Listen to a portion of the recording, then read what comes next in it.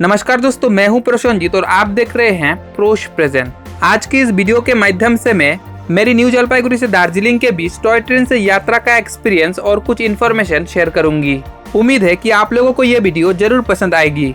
तो चलिए न्यू जलपाईगुड़ी से दार्जिलिंग तक नैरोगेज की पटरी पर चलने वाली टॉय ट्रेन से इस यात्रा का आनंद लेते हैं। सबसे पहले दार्जिलिंग जाने की मकसद से हम सुबह सुबह new Jalpaiguri junction railway station पर पहुंच गए और आज की इस यात्रा पर मेरे साथ मेरे एक भैया भी हैं और ये यात्रा हम साल 2022 की अप्रैल महीने की लास्ट वीक पर कर रहे हैं। तो आज हम न्यू जलपाईगुड़ी से दार्जिलिंग जा रहे हैं new Jalpaiguri Darjeeling passenger train से, जो फिलहाल हफ्ते में 7 दिन चलती है। स्टेशन की टिकट काउंटर से यात्रा की लगभग 1 महीने पहले ही हमने इस ट्रेन की टिकट बुकिंग कर ली थी। इस न्यू जलपाईगुड़ी स्टेशन से हमारी ट्रेन सुबह 10 बजे चलने वाली है, लेकिन ट्रेन चलने की कुछ मिनट पहले ही हम प्लेटफॉर्म पर पहुंच गए हैं ताकि आप लोगों को इस प्लेटफॉर्म का कुछ आसपास का नजारा दिखा सकूं। इस new Jalpaiguri junction railway station पर नैरोगेज की पटरी पर चलने वाली ट्रेनों के लिए फिलहाल कुल 2 प्लेटफॉर्म है। ये है हमारा ट्रेन जो इस स्टेशन से चलने की कुछ समय पहले ही अपने प्लेटफॉर्म पर आ गई है और ये ट्रेन इसी स्टेशन से ओरिजिनेट होने के कारण फिलहाल इस ट्रेन पर कोई यात्री नहीं है।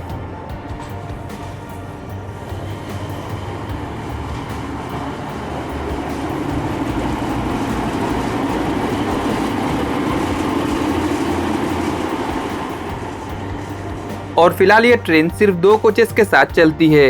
एक FC यानी फर्स्ट क्लास जो नॉन AC होता है, जिसको F1, F2, F3 नंबरिंग करके दर्शाया जाता है, और दूसरी CC यानी SC चेयर कार, जिसको C1, C2, C3 नंबरिंग करके दर्शाया जाता है। तो आज की ये यात्रा हम इस ट्रेन की इस F1 यानी फर्स्ट क्लास कोच के माध्यम से करेंगे। तो चलिए सबसे पहले आप लोगों को इस फर्स्ट क्लास कोच के अंदर ले चलते हैं। कुछ इस तरह दिखती है इस फर्स्ट क्लास कोच का अंदर का नजारा, जहां 2x2 सीटिंग अरेंजमेंट दी गई है, जो दिखने में तो काफी अच्छा लग रही है।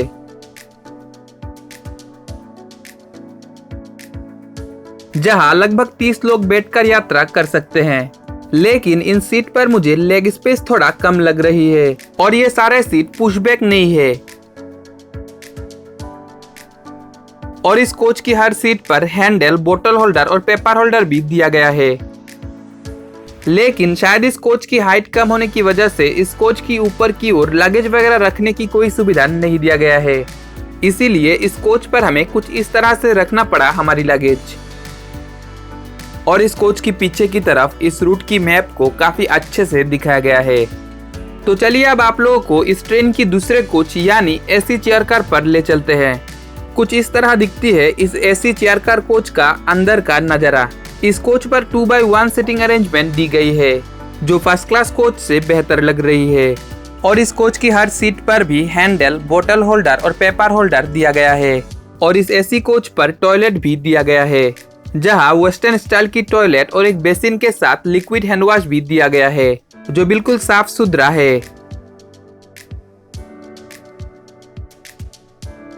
लेकिन फर्स्ट क्लास कोच पर यह टॉयलेट का सुविधा नहीं दिया गया है, यानी इस ट्रेन पर यात्रा के दौरान अगर फर्स्ट क्लास कोच की यात्रियों को टॉयलेट जाना हो तो ट्रेन कहीं रुकने के बाद उनको इस AC कोच की टॉयलेट पर आना पड़ेगा। इनके अलावा इस AC कोच पर फर्स्ट क्लास कोच के मुकाबले सीट का संख्या भी काफी कम दिया गया है। फर्स्ट क्लास कोच पर जहां लगभग 30 लोग बैठकर यात्रा कर सकते हैं, वही इस AC चेयर कार पर लगभग 15 लोग बैठकर यात्रा कर सकते हैं। और इस AC कोच पर पुशबैक सीट दिया गया है और ये एक फुली AC कोच होने की वजह से इस कोच का खिड़कियां शीशे से पूरी तरह सील्ड है, जिसको फर्स्ट क्लास कोच की खिड़कियों की तरह खोला नहीं जा सकता है। खैर कंफर्ट के मामले में मुझे तो ये AC चेयर कार कोच बेहतर लगा, लेकिन अगर आप लोगों को बाहर का खुली हवा पसंद है और आप लोगों को मेरी तरह खिड़कियों को खोल के इस खूबसूरत रेल रूट का कुछ फोटो और वीडियो लेनी है, तो बेशक ये non AC first class coach ही बेहतर होगा। खैर आप लोगों को इन दोनों में से कौन सी कोच पसंद आया कमेंट सेक्शन पर जरूर बताइएगा। अब हमारी ट्रेन अपने निर्धारित समय पर न्यू जलपाईगुड़ी स्टेशन से निकल रही है।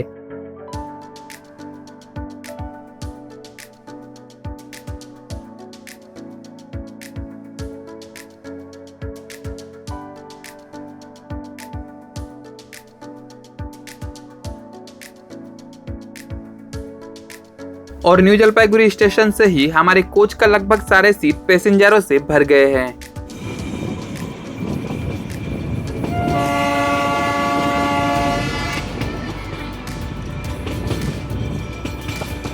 अगर बीच सड़क पर कोई प्रॉब्लम ना हो तो शाम को करीब 5:30 बजे के अंदर हम दार्जिलिंग पर पहुंच जाएंगे।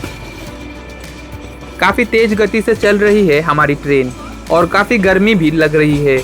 ऊपर से ये एक नॉन एसी कोच होने के बाद भी इस कोच पर एक भी फैन नहीं दिया गया है।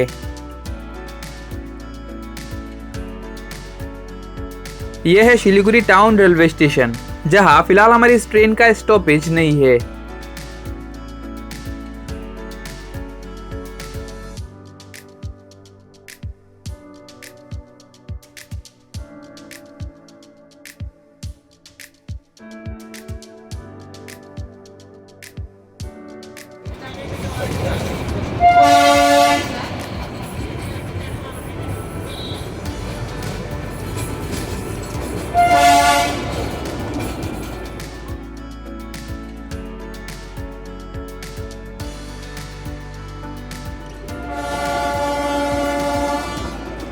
देखते ही देखते बाजारों के बीच से होते हुए हम पहुंच गए हमारा सबसे पहला stop Siliguri junction railway station पर। सिलीगुड़ी जंक्शन की नैरोगेज की इस प्लेटफॉर्म के पास ही ब्रॉडगेज की ट्रैक्स पर चलने वाली ट्रेन की प्लेटफॉर्म भी है।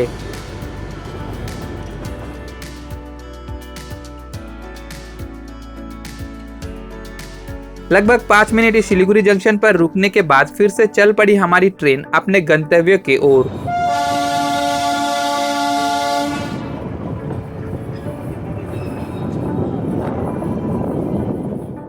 यहाँ पर देखिए ये नैरोगेज की ट्रैक्स पर चलने वाली ट्रेन इस ब्रॉडगेज वाली ट्रैक्स को किस तरह क्रॉस कर रही है।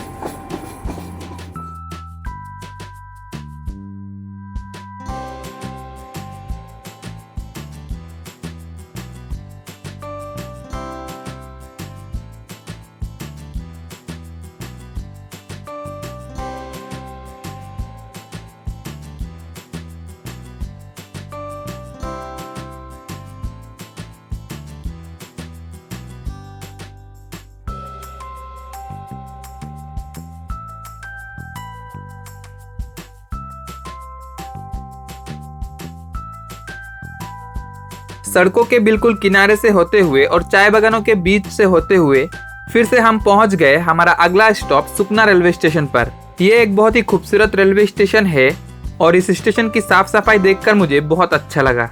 इस सुकना स्टेशन पर भी लगभग 2 मिनट हमारी ट्रेन रुकने के बाद फिर से चल पड़ी आगे की ओर।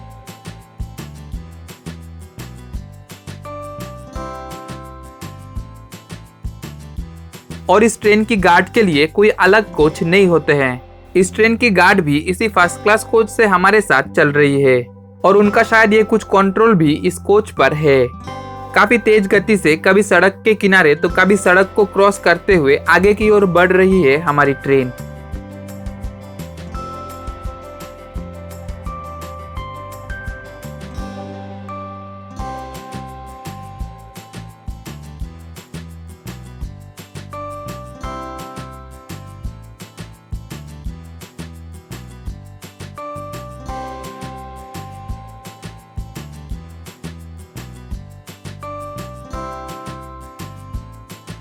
ये ट्रेन इस रूट पर लगभग 10 से 20 किलोमीटर प्रति घंटा की रफ्तार में चलती है।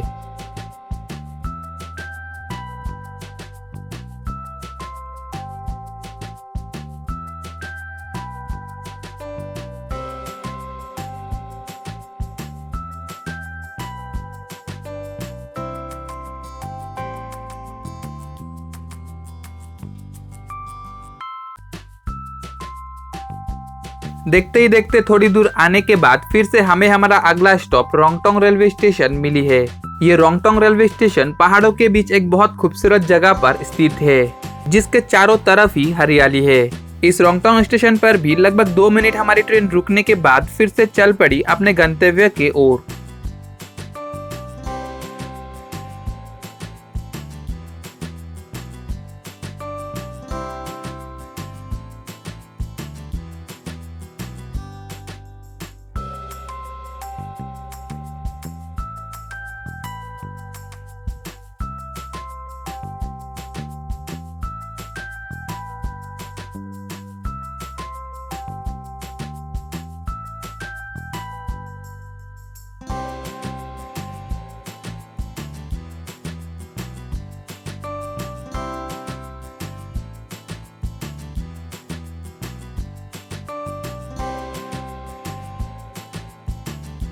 रोंगटोंग से थोड़ा आगे आने के बाद हमें एक जेट रिवर्सल मिली है, जहां ट्रैक्स को चेंज करके ट्रेन को पहले कुछ दूर पीछे की ओर लेके फिर से ट्रैक्स को चेंज करके ट्रेन को आगे की ओर ले जाया जाता है।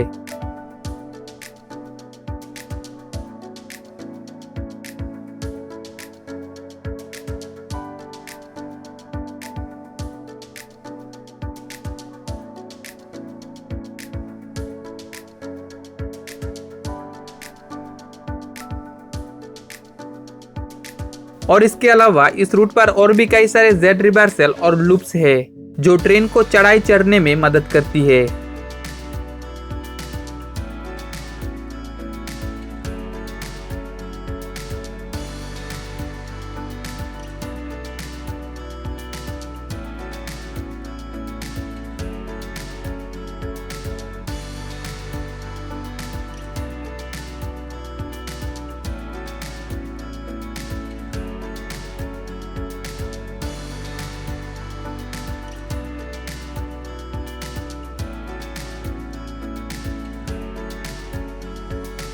ऐसे ही जंगलों के बीच और सड़कों के किनारे से होते हुए जाते जाते फिर से हमें हमारा अगला स्टॉप टिंडरिया रेलवे स्टेशन मिली है। तो चलिए अब इस टिंडरिया स्टेशन पर उतार के हमारे इस ट्रेन पर लगा लोकोमोटिव यानी इंजन के बारे में कुछ बातें कर लेते हैं। तो कुछ इस तरह दिखती है इस ट्रेन का इंजन, जो काफी सालों से इस रूट पर सर्विस दे रहे हैं। बात करूँ अगर इस इंजन पर लिखा हुआ इस NDM 602 का मतलब की, तो आप लोगों के जानकारी के लिए बता दूं कि यहाँ पर इस N का मतलब है नैरो गेज, जो ये बताती है कि ये इंजन नैरो गेज की पटरी पर चलती है। और इस D का मतलब है डीजल, जो ये बताती है कि ये इंजन डीजल के साथ चलती है। और इस M का मतलब है मिक्स्ड, जो ये बताती है कि ये इंजन मालगाड़ी और पैसेंजर ट्रेन दोनों को भी खींच सकती है। और ये 602 आई थिंक इस इंजन का सीरियल नंबर है, जो शायद इस इंजन को इस रूट की सेम कैटेगरी की दूसरे इंजन से अलग दर्शाती है। खैर इस टिंडरिया स्टेशन पर भी लगभग 2 मिनट हमारी ट्रेन रुकने के बाद फिर से चल पड़ी आगे की ओर। टिंडरिया स्टेशन से थोड़ी दूर आने के बाद हमें दार्जिलिंग से न्यू जलपाईगुड़ी की ओर जाते हुए Darjeeling New Jalpaiguri passenger train मिली है। यहाँ पर जैसे कि आप लोग देख रहे हो, हमारी ट्रेन की गार्ड और उस ट्रेन की लोको पायलट एक दूसरे को सिग्नल देते हुए ट्रेन को क्रॉस कर रही है। इस ट्रेन को क्रॉस करने के बाद फिर से हमारी ट्रेन चल पड़ी आगे की ओर।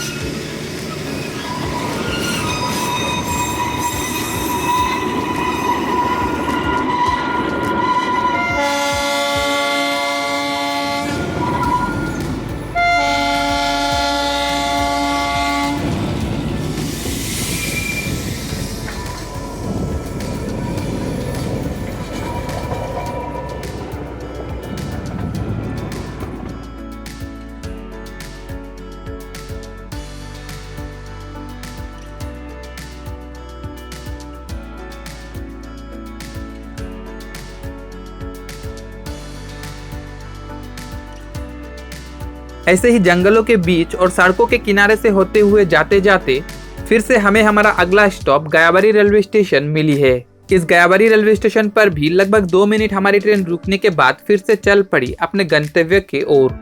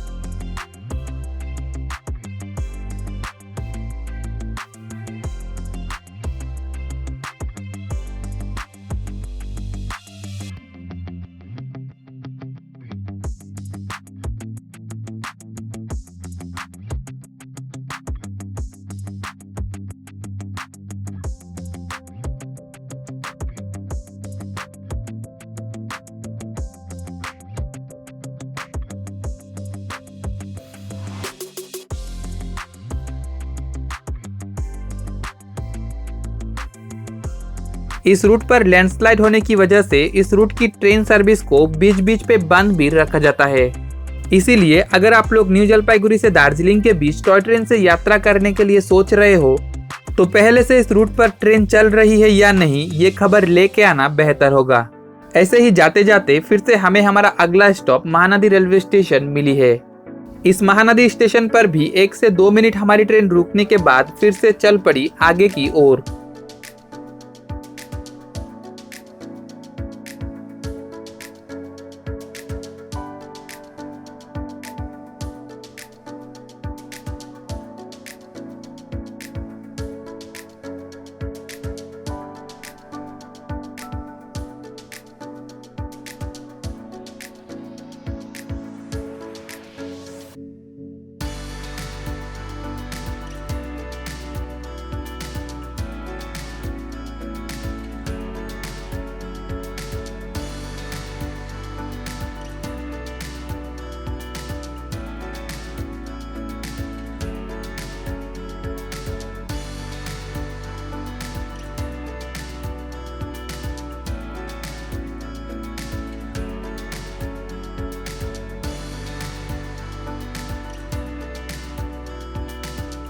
इस रूट पर अब तक मुझे एक भी लेवल क्रॉसिंग पर गेट नहीं दिखी। इस रूट पर ट्रेन अपने हॉर्न को बजाते हुए रास्ते को क्रॉस करती है।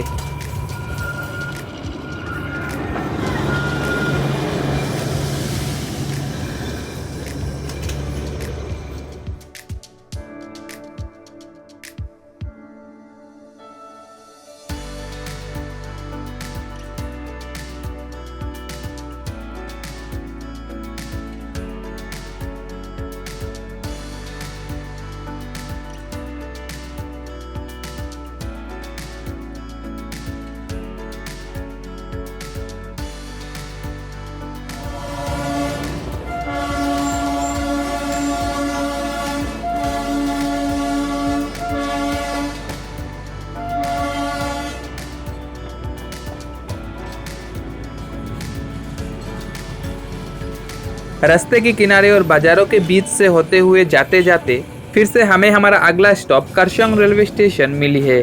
करसोंग या कुरसोंग, इसका सही उच्चारण कमेंट सेक्शन पर आप लोग जरूर बताइएगा। ये करसोंग रेलवे स्टेशन बाजारों के बीच स्थित होने के कारण यहाँ से हमने ट्रेन पर खाने के लिए कुछ फल वगैरह ले लिया है।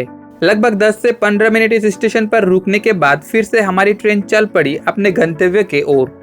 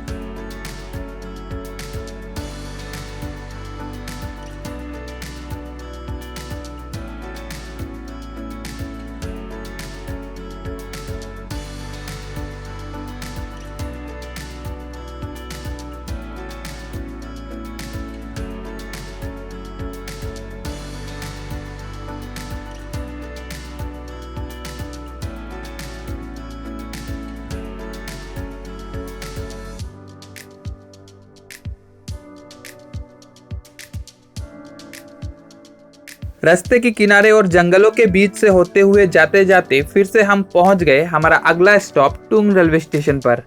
इस टुंग रेलवे स्टेशन पर भी लगभग 1 से 2 मिनट हमारी ट्रेन रुकने के बाद फिर से चल पड़ी अपने गंतव्य की ओर।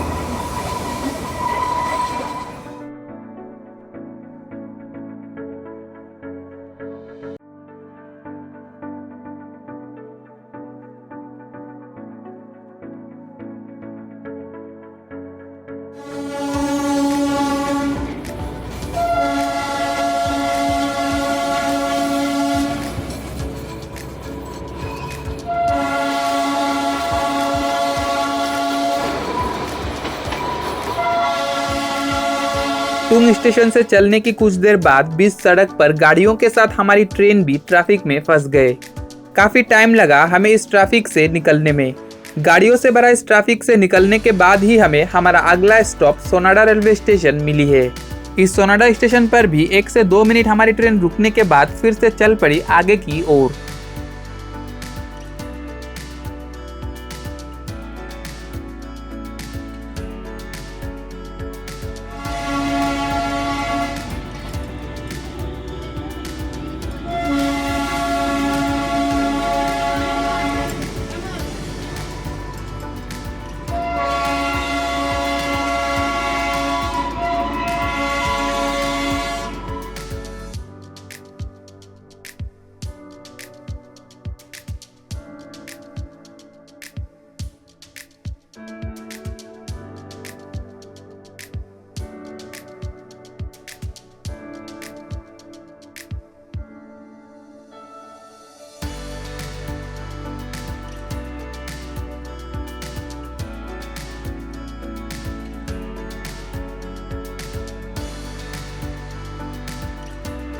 सड़कों के किनारे से होते हुए जाते जाते फिर से हम पहुंच गए हमारा अगला स्टॉप इस रूट का सबसे ऊंचा स्थल पर स्थित घूम रेलवे स्टेशन पर।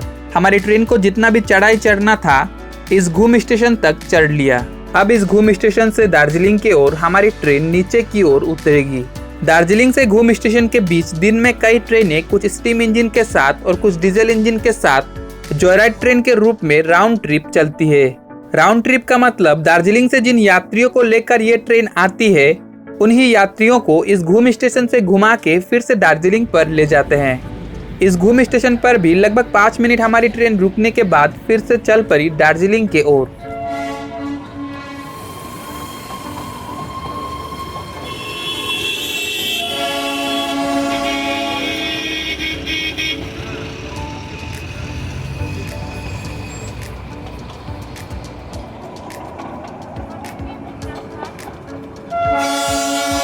घूम स्टेशन से चलने की 5 से 10 मिनट के बाद हमें बतासिया लूप मिली है। ये बतासिया लूप इस रूट का सबसे खूबसूरत लूप है।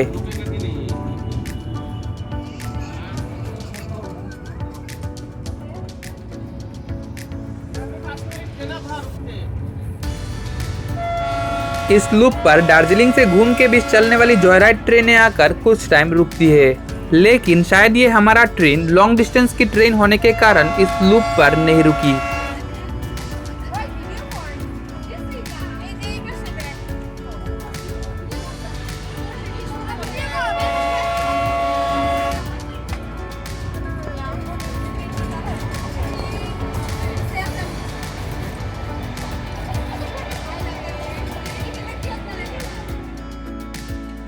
उस लूप से निकलने के बाद फिर से हम जंगलों के बीच, सड़कों के किनारे और बाजारों के बीच से होते हुए आगे की ओर बढ़ते रहे।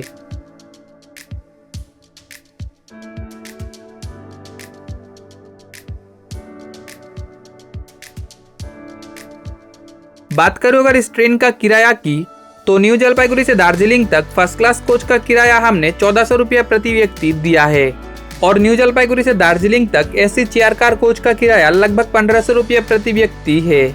और फिलहाल इस ट्रेन का टिकट PRS काउंटर और IRCTC की वेबसाइट और ऐप से भी बुक किया जा सकता है। और अगर आप लोग चाहो तो शिलीगुड़ी से दार्जिलिंग तक या दार्जिलिंग से शिलीगुड़ी तक बाय रोड से इससे काफी कम पैसे से भी यात्रा कर सकते हो। जी हाँ दोस्तों, शिलीगुड़ी और दार्जिलिंग के बीच बस और टाटा सुमो वगैरह भी चलती है, जहाँ शिलीगुड़ी से दार्जिलिंग तक बस का किराया लगभग 120 रुपये प्रति व्यक्ति है और शेयरिंग टाटा सुमो का किराया लगभग 250 रुपया प्रति व्यक्ति है। और ट्रेन जहाँ लगभग 8 घंटा ले लेती है, वही बाय रोड से ये सोमो वगैरह लगभग 3 घंटे के अंदर पहुंचा देती है। लेकिन अगर आप लोग दार्जिलिंग का इन फेमस टॉय ट्रेन से यात्रा का आनंद लेना चाहते हो तो आप लोगों को अपने समय के साथ थोड़ा पैसा भी ज़्यादा देना पड़ेगा। और जैसे कि आप लोग यहाँ पर देख रहे हो, इस ट्रेन को देखकर अक्सर रोड पर चलती गाड़ियाँ स्लो हो जा रही है ताकि हड़बड़ी में आकर कोई एक्सीडेंट ना हो।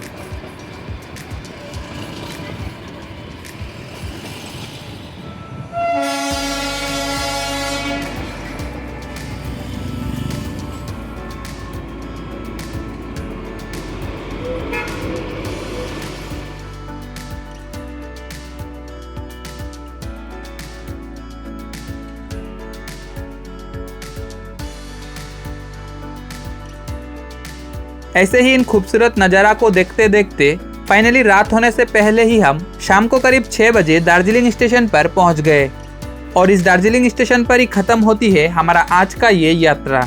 दोस्तों, क्या आप लोग इस तरह की वीडियो और भी देखना चाहते हो या नहीं, कमेंट सेक्शन पर जरूर बताइएगा। तो चलिए मिलते हैं अगले वीडियो पर और धन्यवाद इस वीडियो को अंत तक देखने के लिए।